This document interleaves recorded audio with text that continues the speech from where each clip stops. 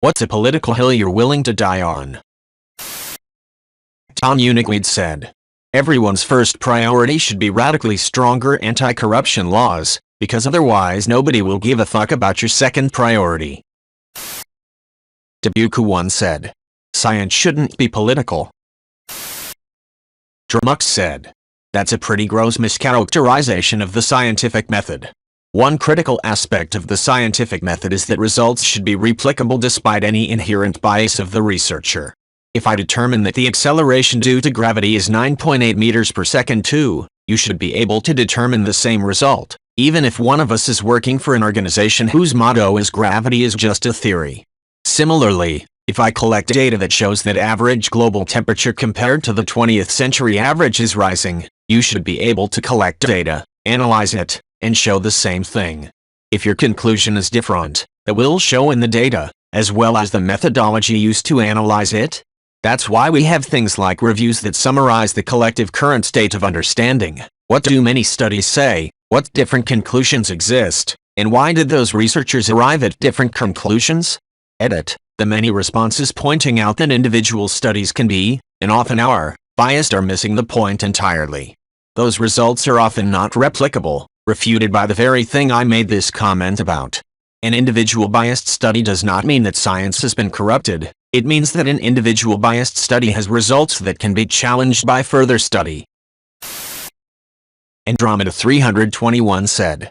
Scientist here, while I get what you were saying, I will point out doing science is always political on some level because people are the ones doing science, and everyone has their subjective opinions on how to best do things. However, my bet is you mean something like the scientific consensus shouldn't be political. I'll agree there for sure.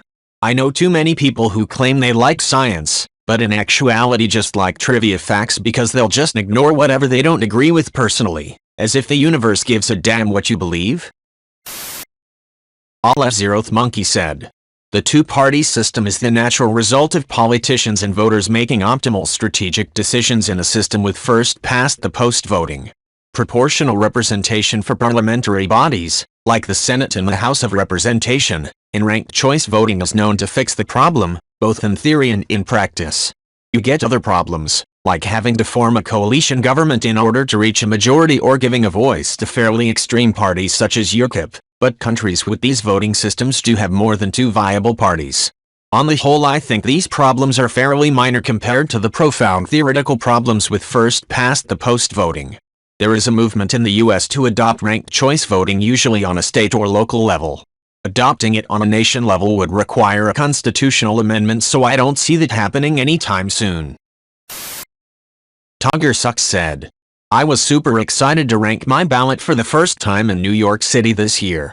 Unfortunately, a minor bureaucratic mistake resulted in a miscount of the initial, and unofficial, tally. The result of that mistake? We didn't have first-round results until a few days later than expected. A lot of people are up in arms blaming ranked choice now, and I'm worried this inconsequential snafu may have fucked up any potential for it being implemented statewide here, as well as it being used as an argument against ranked choice elsewhere. DW 4321 said. And that's why we need to spread the word. We only die slowly if we let ourselves. We have a chance to turn this around, but only if we stray from the status quo. This is actually part of a movement that I'm starting. One of the goals, I will be posting more information soon, is to end the oppression of the lower and middle class by the corporations. The number one ultimate goal, though, is to end the tyranny of this government, and massively invest in renewables, infrastructure, and restructuring of society, before the climate disaster increases too exponentially. This movement will usher in a new age of patriotism for our country, one where we could actually be proud to be called an American. If you were interested, please check out our Citizens United USA. Nabialk said. Ask yourself why you'd go into politics. It seems to me the options are A. Because you want to serve the people and improve things. B. Because you want to fight change, and keep things exactly as they are because you believe them to be right. C. Because you want to make money. It seems to me that while A and B are both honorable, only A serves an ever-changing social landscape. And yet all we ever end up with is C. Dramux said. I typed up a whole response to a now deleted question about whether vaccinations fall under the umbrella of bodily autonomy. I don't want to throw away my comment like that user did, so I'm posting my response under your comment. Question.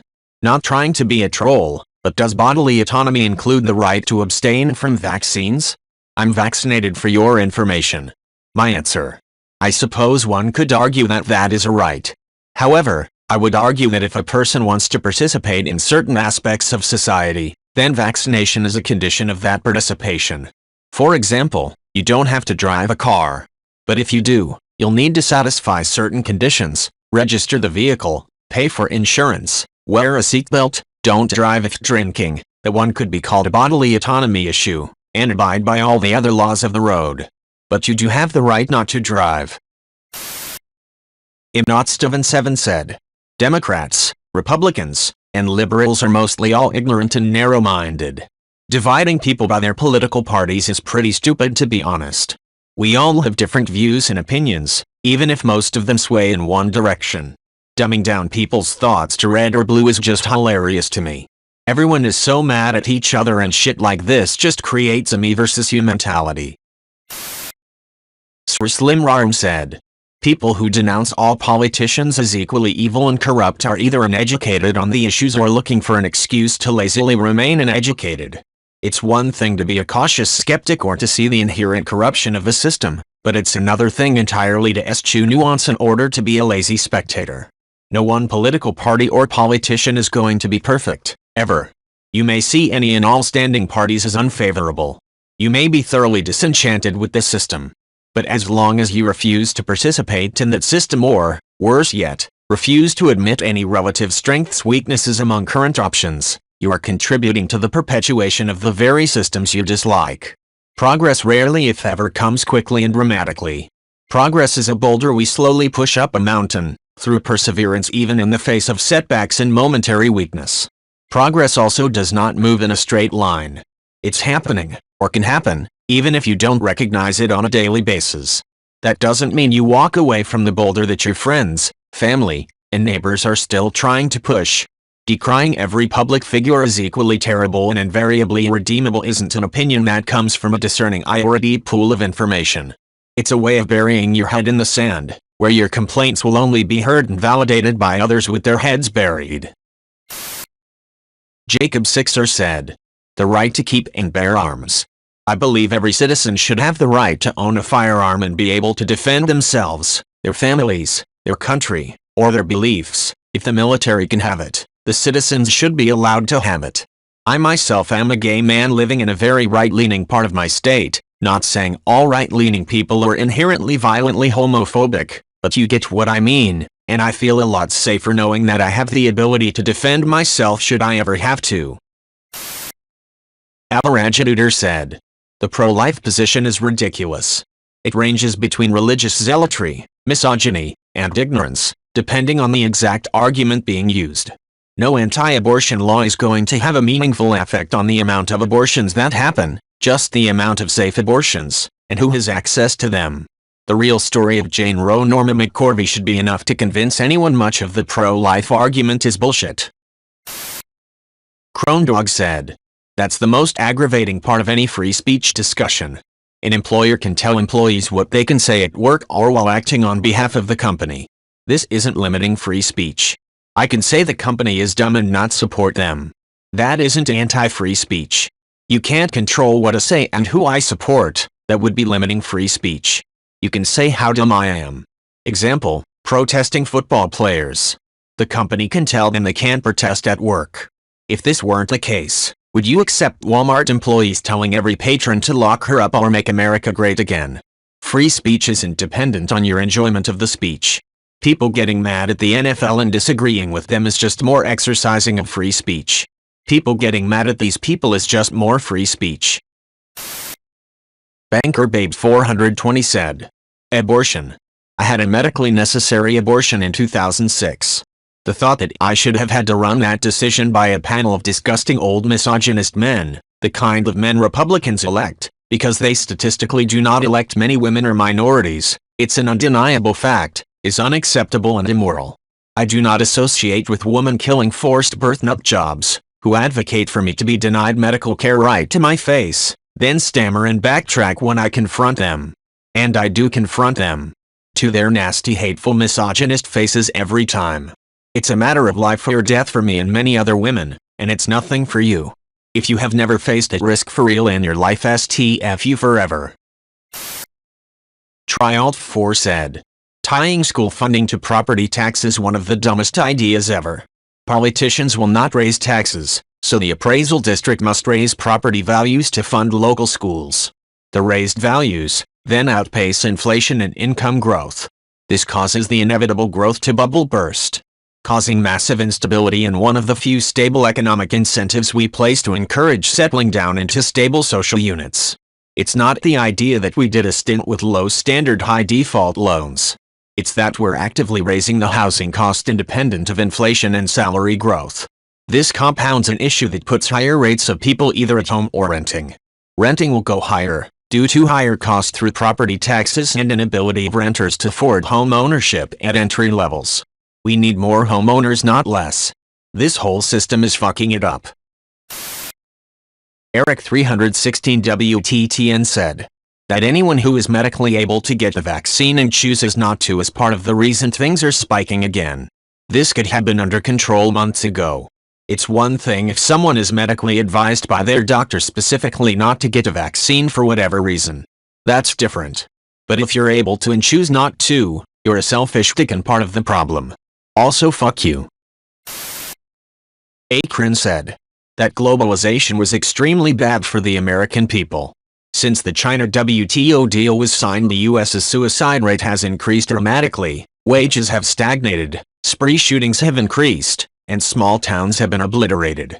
Our communities are dying. Our people have lost their purpose. Economists hand-wave this by pointing at GDP numbers, but this is very much a farce. The economic arguments for globalism are predicated on viewing consumption as the end-all be-all of economic success. In other words, to economists, a nation can produce nothing and still be considered successful as long as its people continue to consume. But who wants to live a life of only consumption? Such a life is meaningless. Sadly, few in Washington are willing to do anything about this.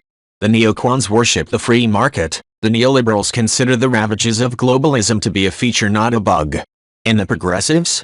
They acknowledge some of globalism's damage, such as declining wages. Yet, rather than fix the problem, they instead seek to simply redistribute material wealth from globalism's winners to globalism's losers. This fixes nothing and simply results in a society of dependence.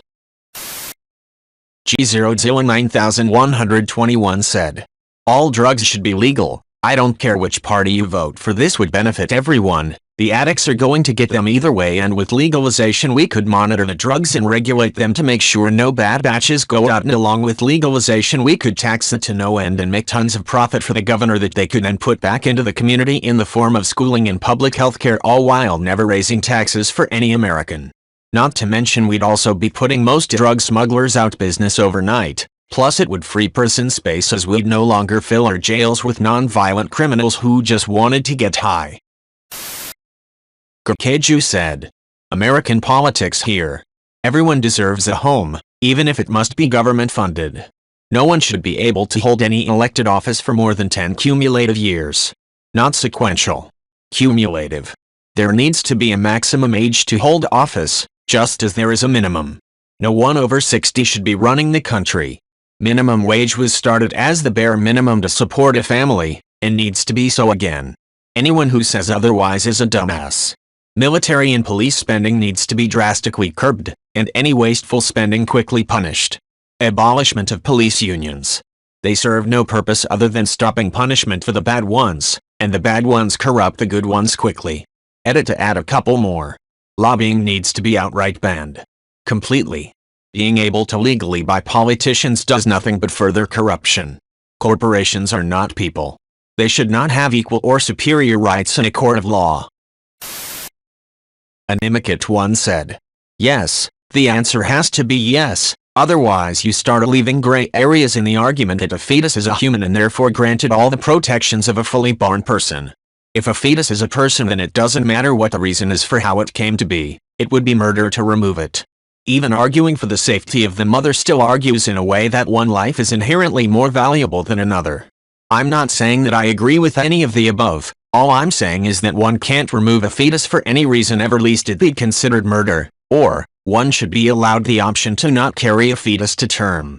TLDR, if you consider that all life is sacred, then you don't get to put special circumstances on it. It's either all murder or it isn't. Animikit1 said, I'm just gonna repost my reply to an earlier statement. If a fetus is a person, then it doesn't matter what the reason is for how it came to be, it would be murder to remove it. Even arguing for the safety of the mother still argues in a way that one life is inherently more valuable than another. I'm not saying that I agree with any of the above. All I'm saying is that one can't remove a fetus for any reason ever, least it be considered murder, or one should be allowed the option to not carry a fetus to term. TLDR, if you consider that all life is sacred, then you don't get to put special circumstances on it. It's either all murder or it isn't.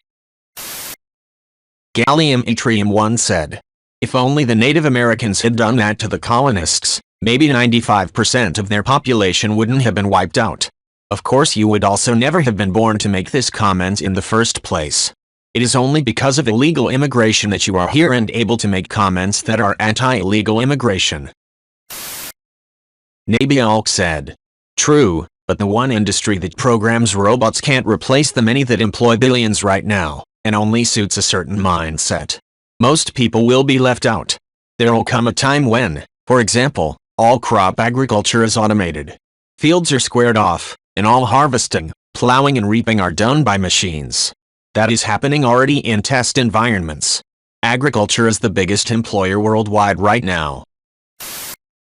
Fluiddy16 said, so if a married woman with children is raped by a man who is not her partner and becomes pregnant with the rapist's baby, you think that she must be forced to keep it? Do you think that child will be treated the same as the other children? Will it be treated the same by the partner and siblings? What about a teen who is raped by her father or brother and becomes pregnant? Not only will she know that her child is a product of incest, but that child will most likely have mental and physical limitations from that. Not that there is anything wrong with a person with any disability, but that child will be made fun of their entire life, as will the mother. You may say that they can put the child into adoption. What if they live in a neighborhood that financially struggles and the foster care is horrible? That child may grow up abused, neglected and never shown love. What about if the fetus is 100% not going to survive, but if the mother does not have the baby removed, she will die even though the fetus would have anyway? Would you personally be able to tell their mother, father, husband, wife, child why you think they shouldn't be able to save their own life for one that wouldn't be able to survive anyway? I feel no matter how strongly anyone feels on this topic, there should be exceptions. Nirix42 said, I would suggest looking further into the argument before judging based on a slogan. The emotional response is understandable and nobody likes the idea of killing a fetus even in the pro-choice camp. Not looking to have a comment fight about abortion here, but I would look into it. The YouTube channel PhilosophyTube has a great video about abortion that's worth watching for a proper understanding of the other side. Real Mr. 008 said, getting rid of the two-party system. Some things are only argued against by one party for the purpose of keeping the idiotic system in place. This has especially been made more evident during the COVID-19 pandemic. A partyless system where people are elected based on beliefs and not party lines would be better. Also, people should not be able to work as career politicians. Politicians are supposed to be civil servants.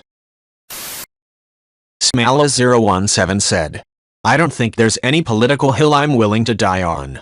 I think part of the problem of divisiveness in our society is caused by people thinking they have to die on certain political hills, and being unable to cooperate with, or even coexist with, people who disagree.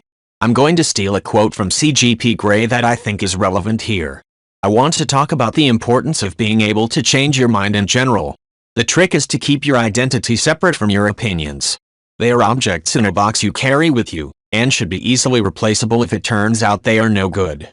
If you think that the opinions in the box are who you are, then you'll cling to them despite any evidence to the contrary. Bottom line, if you want to always be right, you need to always be prepared to change your mind. In general, I don't think it's good to be willing to die on the hill of any of your opinions. Your opinions are not your identity. If they are, you're part of the problem. If they are, You're being too closed-minded. Joxley 123 said, "At this point I would prefer a one-party state to a two-party one. Which sounds more democratic, people voting in a person because they like their new ideas etc. or because they represent their preferred team. And honestly I swear it does come down to that. I could tell a Tory in the UK or a Republican in the US everything bad about their parties and their mind would still not be changed. It's running a country, not picking your favorite team like it's sports, where you likely inherit your favorite team from your family or friends." Hakura said, "Not everyone who voted for Trump is a canon conspiracy nutjob but is a side effect of our two-party system where if your most values land in X category you're stuck voting for a side you don't fully agree with either way. Like if you're pro-guns military during every election Dems always shouting dismantling gun rights and slashing military. I lean more left but I believe those two things are very important so always an internal conflict for me on who I vote for but, yay F Trump lol. Some people don't let their lives get absorbed into politics like anyone who is far left or far right their whole lives and identities are their politics. You cannot be super into it but still participate. I believe all religions should be taxed. It's a game on the system that has been going on since forever. Not sure what you fully mean by this one, would love some insight. Nothing wrong with the right, just has to be moderate, same with the left. Extremes on either side are bad, the best to mix is middle but everyone loves their extremes so doomed to keep repeating it." Dramatic Apples said, "Office jobs should go to people who worked their entire lives for it. Not people who donated to your campaign. At every level. Mainly, the Board of Education, whether local, state, or federal, needs to be built up of teachers. I'm not talking about people who taught for 2 years, I mean people who've taught for 10. If you haven't taught you shouldn't have a job where the decisions you make affect students and teachers. Plain and simple." Bandana Imajima said, "Nuclear energy is important and it's critical that we encourage its use. I want to go as far as to say it's absolutely necessary. There are possible options where we end up with the right combination of technologies and economics and cultural changes that it isn't required. But I do think there are also lots of possible futures where we doom ourselves to oblivion because we decided stopping apocalyptic climate change wasn't worth the risk of using nuclear power. I would even go as far as to say climate advocates who ignore nuclear energy don't catch my attention. I think they're a waste of time." Bill I. the Butte said, "There should be a better pathway to citizenship. At the same time, you shouldn't get to skip the line just because you are impatient. Everyone has a story or reasons for wanting to immigrate. Unless your life is in immediate danger, the rules still apply to you. This isn't to say refugees should continue to be in danger. The process is to work fairly and not be exploited by terrorists, freeloaders, or adults using their children as props. Politicians have promised immigration reform since the 90s, as long as I personally remember, and it hasn't improved in over 3 decades. Stop dangling that carrot and do something already.